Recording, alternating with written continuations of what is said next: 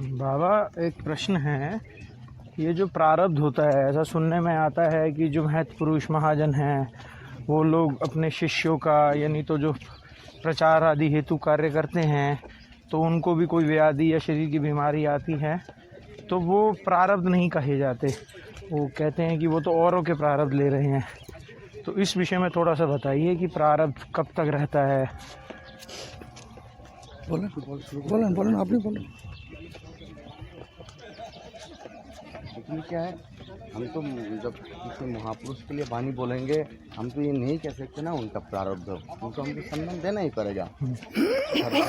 लेकिन हमें बीमारी है जो अनुत्तर दशा में हमको कुछ लक्षण भी दिया ना, शास्त्र में कुछ लक्षण दिया, उस लक्षण के हिसाब से हमको शास्त्र में एक तो भक्त का कैसे व्यक्त करेंगे, तो शास्त्र में जो बोल के गए ना आदि श्रद्धा से प्रेम स्तर तक कौन सा लक्षण है वो शास्त्र में बोल के गया, विश्वनाथ चतुर्थी दिखा के गया है। इस स्टेज पे जाके ये होगा कब आदि श्रद्धा से लेके प्रेम स्तर तक वो दिखा के गया, और अनुष्ठ निवृत्त होगा उसका क्या लक्षण आएगा तो ये दिखा के गया, उस हिसाब से देखना पड़ेगा। और बीमारी वगैरह है तो जो साधु खुद तो ये नहीं कहेगा मैं दूसरे का बीमारी लेके मैं भोग कर रहा हूँ, खुद तो दिनता भर चाहे रोते स्तर पे क्यों ना पहुँच जाए वो तो बोलेगा, जैसे महाप्रभु खुद भूल के गया है, ना ही कृष्ण प्रेमदन दरिद्र मूर जीवन वृथा मूर देह इंद्रिय सब सर्व अवतार का अवतारी वो ये बात कह रहे। साधु के यहाँ पे तो साधु खुद नहीं कह सकते ना कि मेरा दूसरे का पाप लेने से हुआ, मेरा कोई प्रारब्ध है नहीं, तो उनका दिन तक हानि होगा। तो हम लोग अगर किसी महापुरुष के लिए बोलेंगे ठीक है, महापुरुष के लिए बोल दिया ऐसे। शास्त्रों में जो बोला है वो शास्त्र अपने को विचार करने के लिए, दूसरी को देखने के लिए बोला नहीं है। दूसरी को देखने के लिए तो साधु तत्व, गुरु तत्व, महत् तत्व को चिन्मय तत्व रूप से एवं भगवत तत्व रूप से विचार करना पड़ेगा। वो महत्गण को जो बीमारी आदि होता है वो जीव का कल्याण करने के लिए, जीव को सेवा देने के लिए उन लोग को बीमारी आदि होता है। वो जीव को देखना पड़ेगा जो हम लोग को पाप अनर्थ लेके उन लोग दुखी, शारीरिक रूप से दुखी है एवं हम लोग को सेवा देख के हम लोग को कल्याण करने के लिए बीमारी को ग्रहण अंगीकार किया है महत्गण, गुरुगण, साधुगण। लेकिन साधक अपना जीवन को विचार करने के लिए प्रारब्ध का विचार करेंगे। साधक अपने अपने निष्ठा भक्ति को विचार करने के लिए देखेंगे हमारी कौन सी स्टेज है। हमारे शास्त्रों में माधुर्य कादम्बिनी नीति में नैष्ठिक भक्ति जाने के लिए जो कौन सी पर्याय में जाने से नैष्ठिक भक्ति होता है वो पर्यायगुलो बोलें। नष्टिषु प्रायशु अवधिषु क्या नष्ट प्रायशु अवधिषु नित्यम भगवत से गया भगवतेर उत्तम श्लोके भक्तिर भवती नैष्ठिक, जिसका अनर्थ अभद्रता नष्ट हो गया तो उसकी उनको ही मैंने नैष्ठिक भक्ति आता है। अनर्थ बाबा माने यहाँ पे पूरा अनर्थ निवृत्ति हो गया। हाँ, पूरा अनर्थ निवृत्त हो गया, पूरा तो अनर्थ निवृत्त हो गया। इसका बाबा का पहले नैष्ठिक भक्ति नहीं कह दिया। मान लो मैं अगर 50 साल भी लगा था, 2 परिक्रमा, 3 परिक्रमा, 4 परिक्रमा नियम करके दिया, ये तो एक प्रकार का निष्ठा है। लेकिन ये शास्त्रों ये निष्ठा नहीं है। मतलब हमारा निष्ठा एक ठाकुर जी पे रहेगा, ठाकुर जी के अलावा दूसरे चीज मुझे पता नहीं। वो नियम निष्ठा हुआ, ये ठाकुर के प्रति निष्ठा की बात हो रही है। देख रहे हो बाबा का पाँव। तो बात है कि कोई 50 साल भी क्यों ना, वो तो एक निष्ठा है ही है। परिक्रमा कर रहे या भजन कर रहे, आसन पे बैठ के जो जैसे अपना निष्ठा कर रहे। लेकिन जब ठाकुर जी पे एक निष्ठा रहेगा, द्वितीय अभिनिवेश पे इतना निष्ठा नहीं रहेगा, भक्ति का ही लालसा होगा, भक्ति के बिना और दूसरा लालसा हृदय में नहीं आएगा, उसको प्रकृत निष्ठा माना जाएगा। हमारा जितना भी अभद्रता चला जाएगा, अभद्रता क्या है, ठाकुर जी छोड़ के बाकी जो दूसरा चीज़ है वही अभद्रता है। और उसमें एक श्लोक है ना भागवत जी का, अविस्मृति कृष्ण पदारविंदयो खिनोत्त अभद्रानी च सत्य सुशुद्धिम परमात्मा भक्तिम ज्ञानंच विज्ञान वैराग्य युक्तम। जब ठाकुर जी के चरण में अविस्मृति हो जाएगा, मतलब विस्मृति नहीं होगा, हमेशा ठाकुर जी के चिंतन करता रहेगा, तब हमारा जितना भी अभद्रता है वो क्षीण हो जाएगा। खिनोत्त अभद्रानी च, तब क्या होगा, सत्य शुद्धिम। एक तो है सत्वगुण, रजगुण, तमोगुण। तो सत्वगुण में तो थोड़ा बहुत भजन होता है, 3 गुण ही मायार, लेकिन ठाकुर जी के पाने के लिए विशुद्ध सत्य होना चाहिए। तो सत्य से शुद्ध, वो विशुद्ध सत्य में आ जाएगा, तब जाके परमात्मा से भक्ति होगा। विशुद्ध सत्य में आने में और ज्ञानंच विज्ञान वैराग्य युक्तम, तब ज्ञान भी होगा और विज्ञान भी होगा और उसमें विराग भी आ जाएगा। तो ज्ञान क्या है? ठाकुर जी का जानना ज्ञान। और विज्ञान क्या है? उसमें अनुभव आ जाना पूरा। जैसे रसगुल्ला मीठा है, हमने सुना, कभी खाया नहीं, ये ज्ञान है।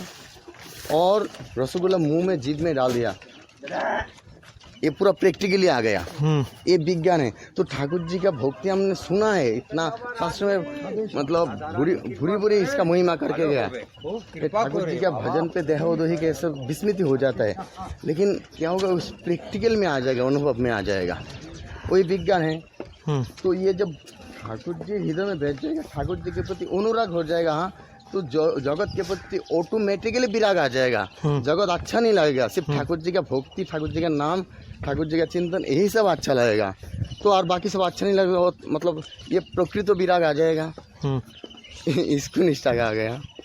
तो क्या ये जो बाबा ওই যে স্বাভাবিক নৈষ্ঠিক ভক্তি বিভিন্ন স্তরটা বলেন প্রায় जैसे चक्रवर्ती बात बोला है, जब अनत्व का निवृत्ति हो जाएगा तो मान लेना जो 75% मतलब अभी के हिसाब से 75% उसके ज़िंदगी में अनत्व का निवृत्ति हो गया, 25% अभी भी बाकी है।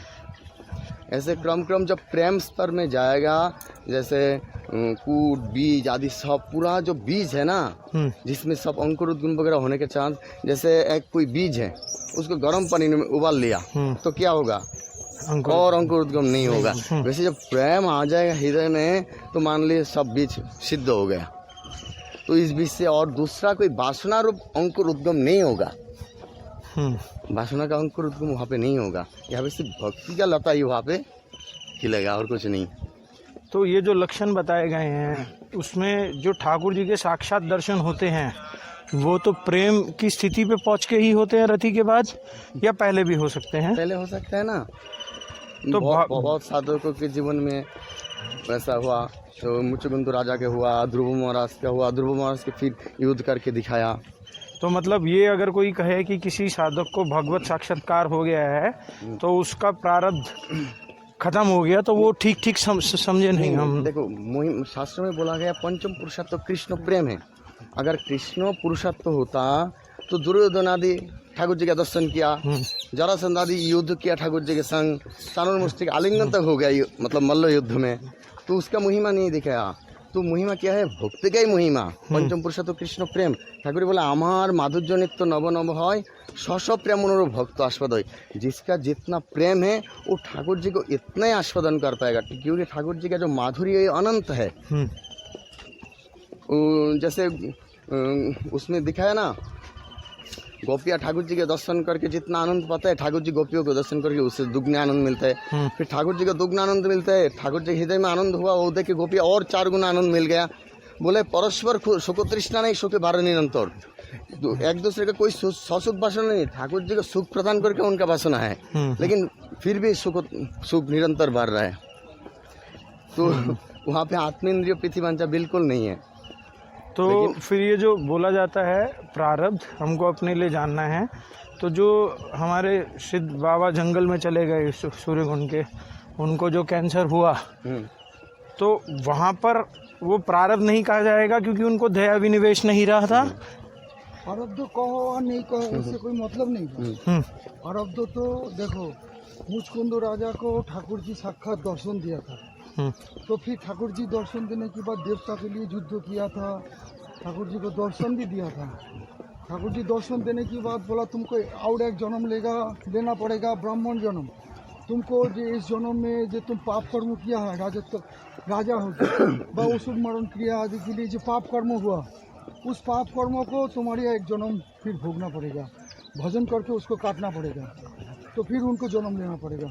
नारद जी को जो साक्षात दर्शन हुआ, नारद जी को भी बोला है कि तुमको तुम्हारी ये जन्म में महत कृपा और साधु संग साधु कृपा के लिए तुमको यहाँ तो कि इतना जगह दर्शन दिया हम, लेकिन तुम्हारी एक जन्म का तुम्हारी कसाई दोष परिपूर्ण गया नहीं।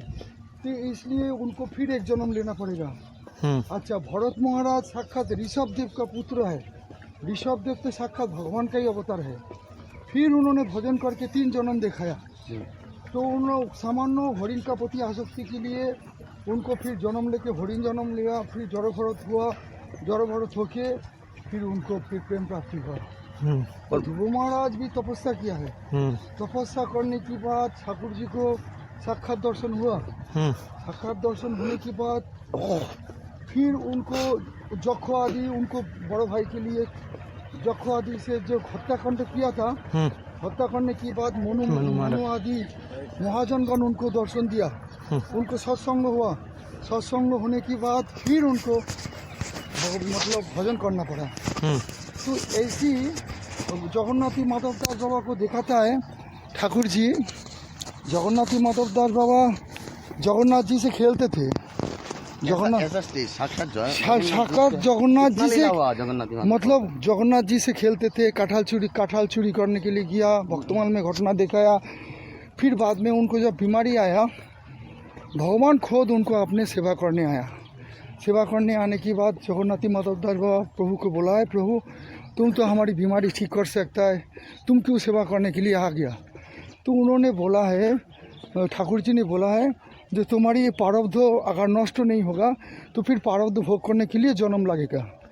तो ऐसी महात्मा लोग को, सिद्ध बाबा लोग को जो बीमारी आदि देखा जाता है, प्रारब्ध के कारण हो एवं महात्मा लोग खुद बीमारी चाह के भी लेता है ठाकुर जी से दैन्यता वृद्धि करने के लिए। लेकिन उनको प्रेम स्तर में जाने जब जाएगा, साक्षात दर्शन एवं प्रेम सेवा जिनको लाभ हो जाएगा, उनको देहस्थिति की बाहर चला जाता है। देहस्थिति की बाहर चला जाने से उनको देह में कोई कष्ट अनुभव नहीं होता है।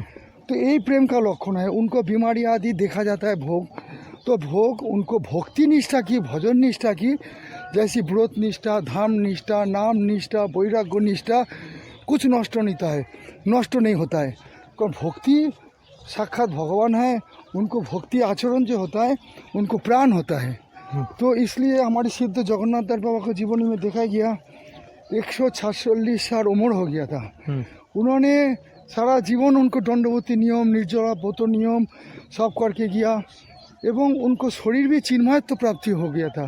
सनातन गोसाई पाद बृहस्पति भागवत में तुम्हें बोला, कृष्ण भक्ति सुधा पानात देहो दैहिको विस्मृति।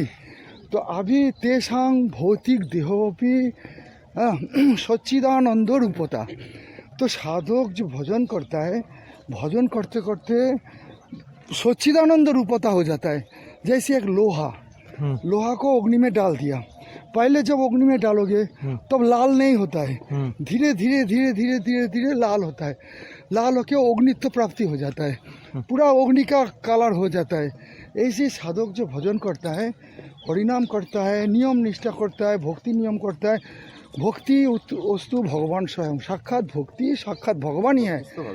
तो ये भक्ति को जाजन करते करते देह चिन्मयत्व प्राप्ति होता है। देह जैसी लोहा का अग्नि का धर्म लोहा में आ गया, ऐसी भगवत भक्ति जाजन करते करते साधक को पूरा अग्नि धर्म आ जाएगा। मतलब भगवत नाम चिन्मयत्व सच्चिदानंद रूपता हो जाए। कृष्णेर सकल गुण कृष्ण भक्ति संचारे, कृष्णेर सकल गुण कृष्ण भक्ति संचारे।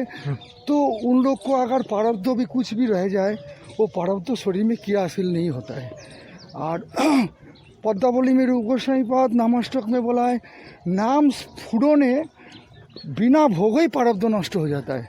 तो स्फुरन शब्द की अर्थ होता है देहस्थिति की बाहर जाना ही स्फुरन, एवं नामानंद में डूब गया, स्फुरन हो गया। जैसे सिद्ध बाबा को, एक गोवर्धन के सिद्ध बाबा के पास लीला सीखते थे, लीला सीख के सबको लीला सिखाई देते थे, पीछे दिन उनको लीला पूछते थे। तो फिर सब साधक लीला वर्णन किया। एक साधक आके बोला है, बाबा हमारी काल लीला नहीं हुआ। तो कैसे लीला नहीं हुआ? बोला हमें राधारानी कंकन पढ़ाने में हमको सारा दिन चला गया, हम पूरा डूब गया उसमें, हमारी लोड़ने लग गया। तो सिद्ध बाबा ने बोला है लीला स्फुरन हो गया। तो स्फुरन शब्द की अर्थ है साधक पहले भजन करके अभ्यास योग करता है, अभ्यास योग करते करते जब भक्ति का स्फुरन होता है तो भक्ति का आनंद में देहस्मृति को भूल जाता है। ऐसी सिद्ध बाबा ने अपना देह को भूल के अपना स्वरूप में स्थित होकर राधा रानी की सेवा में डूब गया था। तो नाम स्फुरन शब्द में जो नामानंद भगवत कथामृत हो, जैसे परीक्षित महाराज को क्या हुआ था, 7 दिन बाद सर्प दंशन करेंगे, भगवान का कथामृत पान करके उन्होंने पूरा अमर हो गया था। बोला हमको भूख प्यास सब चला गया, भगवान का कथा हमको और सुनाओ। जैसे हमारी भगवान का कथा अमृत के बराबर लग रहा है। अभी हमको सर्प दंशन करेगा, कोई हम शरीर से नहीं है। तो ऐसे साधक भजन नियम करते करते देह सच्चिदानंद रूपता बनना पड़ेगा। तो प्रारब्ध दूसरे के लिए विचार नहीं है, विचार है साधक अपना जीवन के लिए। हमारे जीवन में कितना हम भजन में अग्रसर हुआ, कितना हमारी भक्ति निष्ठा हुआ, कितना हमारी शरीर सच्चिदानंद रूपता हुआ, उसको विचार भक्ति जाजन करते करते हमारी भक्ति का निष्ठा हमारी कैसा हुआ। एक तो शरीर चिन्मय होगा, मन बुद्धि भी भगवत चिंतन में डूबेगा, देह स्थिति की बाहर चलेगा। जब तक देह स्थिति की बाहर नहीं जाएगा तब तक नैष्ठिक भक्ति नहीं आता है, तब तक प्रेम दर्शन नहीं होता है। दर्शन बहुत प्रकार की होता है, जैसे दुर्योधन दर्शन किया है, चाणूर मुष्टिक दर्शन किया है, लेकिन बाबा ने बोला है पहले प्रेम मुख्य है। प्रेम जब तक नहीं होगा वो दर्शन से पूरी प्रारब्ध नहीं जाता है। तो प्रेम दर्शन होने से भगवत साक्षात्कार सेवा लाभ होता है। तो हम लोग जो भजन नियम कर रहा है वो प्रेम प्राप्ति के लिए भजन कर रहा है। साक्षात दर्शन हमारी इतना बड़ा चीज़ नहीं है, भगवान से भी भगवान का प्रेम बड़ा है, भक्ति बड़ा है, भजन बड़ा है।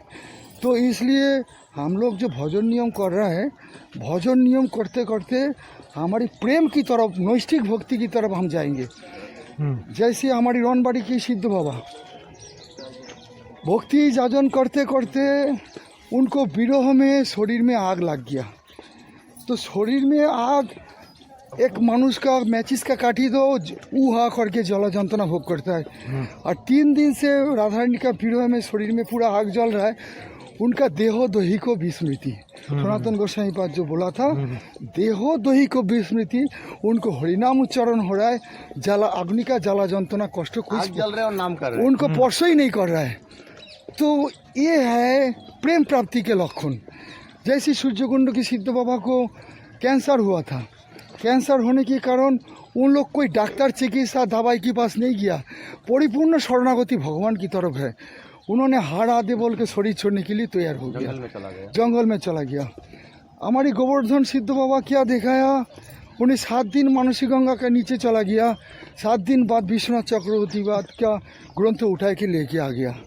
तो उनको शरीर भी चिन्मयत्व प्राप्ति हो गया। तो सिद्ध उन लोग को कहा जाता है जो लोग शरीर भी चिन्मयत्व प्राप्ति होता है। तो दर्शन भी बहुत प्रकार होता है। प्रेम दर्शन, प्रेम प्राप्ति नहीं होने से शरीर चिन्मयत्व नहीं होता है, भगवत सेवा लाभ नहीं होता है। इसलिए भगवत साक्षात्कार से प्रेम बड़ा है। इसलिए साधक जो भजन नियम कर रहा है, नियम करते करते नैष्ठिक भक्ति में शारीरिक अभिनिवेश जाता है, मन भी अभिस्मृति कृष्ण पदारय बिंदु, मन भी खिनत्व अभद्रा नीच। तो अभद्रता क्या है, भगवान का नाम और चिंतन छोड़ के जो जागतिक अभिनिवेश है, यही अभद्रता है। इसको ही संसार भोग कहा जाता है। इसलिए रूप गोस्वामी पाद शुद्धा भक्ति वर्णन करने के लिए बोला है, नाम और चिंतन जौन एवं विषय द्वारा जब भक्ति होता है वो भक्ति शुद्धा भक्ति नहीं है, वो भक्ति मिश्रा भक्ति। तो शुद्ध साधक जब प्रेम प्राप्ति करने चाहता है, शुद्धा भक्ति शुद्ध महत्संगों का जरूरी है। शुद्धा भक्ति की द्वारा क्या होता है, इसलिए साधक होता है वासना शून्य, वासना शून्य। इसलिए हमारे चारों सिद्ध बाबा जो भजन दिखाई कि किया, नाम और चिंतन छोड़ के कुछ किया नहीं, तो वो लोग प्रेम प्राप्ति की तरफ गया, उन लोग को प्रेम प्राप्ति हुआ एवं साक्षात दर्शन हुआ। एवं प्रेम प्राप्ति में देहस्मृति की बाहर चला जाता है। देहस्मृति नाही जार संसार बंधन कहाँ तार। तो जब तक हमारी देहस्मृति है तब तक हमारी संसार बंधन है। आज हमारी भजन करते करते बीमारी आके एकादशी व्रत छुटा दिया, भजन नियम छुटा दिया। साधक अपने जीवन को परीक्षा करेगा। हमारी अभी कोई नैष्ठिक भक्ति हुआ नहीं, साक्षात भगवान आके हमको दर्शन भी दे, कुछ भी लीला दर्शन कराए, तो हमारी भक्ति निष्ठा जब हानि हो रहा है, तब मतलब हम लोग अनर्थ स्टेज में ही पड़ा है। सुंदर एक तो सनातन गोस्वामी पाद की जीवनी में दिखाया, मदन मोहन साक्षात आया, उनको बोला तुम दूसरी जगह जा सकते हो, साधन भक्ति का महिमा दिखाया। और 2 दिन पहले भागवत जी में देखा, उनको पता था देवभूति करदम मुनि को ठाकुर जी आएंगे हमारे घर में, और जब ठाकुर जी आए स्वयं भगवान पुत्र रूप में आया और उनको त्याग के चला गया वन में भजन करने के लिए। उनको पाने के लिए जा रहे हैं भजन में जो आ रहा है, और कपिल ने बोला जाओ तुम जाके मेरा ही चिंतन करो। मतलब भगवान जिनको घर में आया है पुत्र रूपे, उनको सेवा नहीं करके जंगल में उनको पिताजी करदम ऋषि ने बोला है हम तो भजन करने जाएंगे, तुम्हारी पुत्र तुम्हारे पास रखो, अभी हम भजन करने जा रहे हैं। तो शास्त्रों में देखा रहा है भगवान से भी भगवान का भजन बड़ा है, भजन नियम बड़ा है। भजन नियम करने नहीं करने से भगवत प्रेम नहीं होगा। अगर प्रेम होगा तो भगवान साधक भक्तों का हृदय में बाधा रहता है। इसलिए भक्ति के ऊपर, भक्ति की निष्ठा के ऊपर, भजन नियम के ऊपर हमारे गोस्वामी पादगण ज़्यादा जोर लगाया। इसलिए विषय मुक्त होके नाम और चिंतन भक्ति जाजन करना, शुद्ध भक्ति महत का कृपा लेके भजन नियम के ऊपर जोर देके नैष्ठिकी भक्ति में जाके प्रेम प्राप्ति करके भगवत साक्षात्कार इस जन्म में सेवा लाभ होने के लिए यही रास्ता है। तो बाबा जो जैसे वो एक श्लोक आता है कि जब दीक्षा हो जाती है वो शरणागत होते हैं तो प्रारब्ध खत्म हो जाते हैं, तो वो अंतिम स्थिति है इसका मतलब ना शरणागत। देखो दीक्षा होने से शरणागत होगा ऐसा नहीं है।